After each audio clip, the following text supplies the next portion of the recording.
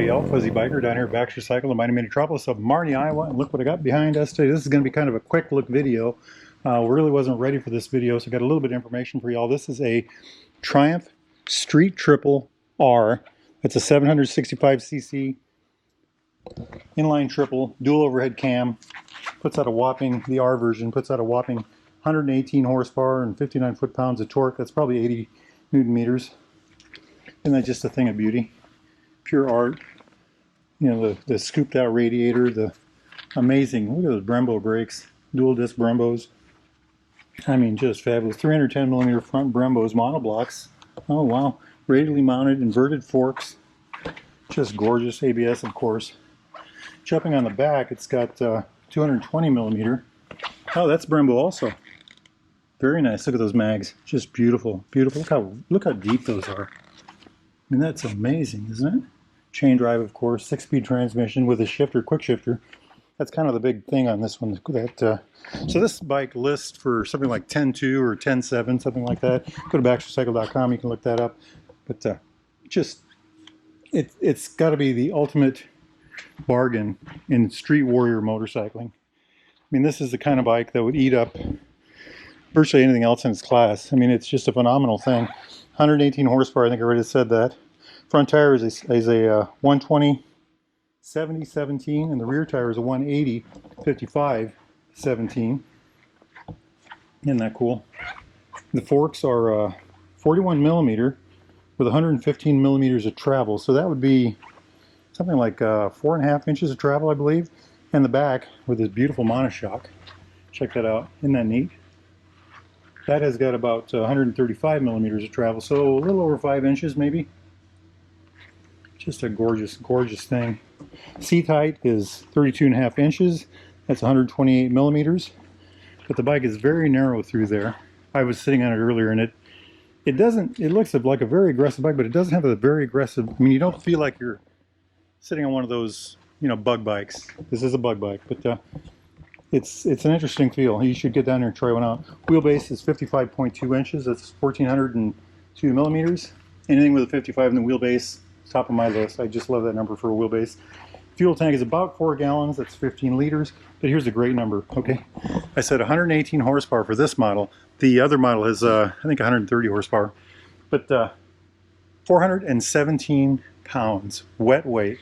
That is 189 kilograms. So 189 kilograms, 118 horsepower, itty bitty wheelbase, lightweight, low to the ground, incredible handling, all kinds of goodies. You know, otherworldly brakes, inverted forks, monoshock rear end. You know, I mean, just wow. And look at this. I mean, it's a real gunfighter. You know, let's turn on the dash, see what we find here. Oh, wow. Look at that. So this looks like it's LCD on the top with a tachometer that winds across the top. Fuel gauge right here. Gear indicator right there. Speedometer. Then down here looks like a TFT or something. It's color. And I don't know how you control that. Let me push some buttons and see what we come up with. Maybe the joystick. They got this kind of control pad here. Oh, there's something happened. Fuel status, temperature, date to service, gear indicator. Oh, you can turn into a large gear indicator. Said it's a 6-speed. RPM in digital if you want that. I don't know why you'd want that, but there it is. And then to main menu. Very interesting, very interesting. Then there's a mode button down here. Let's hit that. Okay, road mode, sport mode, rider mode, and rain mode. So rain mode, road mode, sport mode, where it should live, and rider mode, unless you're really good with your rider mode. And it looks like things are configurable, like ABS, matte, traction control, map, you know, and map. I get a kick out of that because I feel Triumph has the best mapped engines on the market. I get to drive a lot of motorcycles, and one of the first things I noticed on the Triumph was the gas. I was just blown away by how smooth. You know, I've said this before. If a normal motorcycle has 100 mapping points, Triumphs must have 200 or 300. But anyway, back up here. Clutch, high lows back here. This little joypad thing here, that's the button we were using to change some things here. I'm not really sure what all these do. Blinkers, horn. Over here, kill switch, rocker switch, hazard lights, fly-by-wire throttle, adjustable for throw, brake lever. Just a beauty, beauty. And oh, The forks are adjustable. They show forks and they are adjustable. That's amazing. I suppose the rear shock is too. I don't know how that happens, but I'll find out more interesting. I'll find out more information on this bike. Maybe we can take this one for a ride.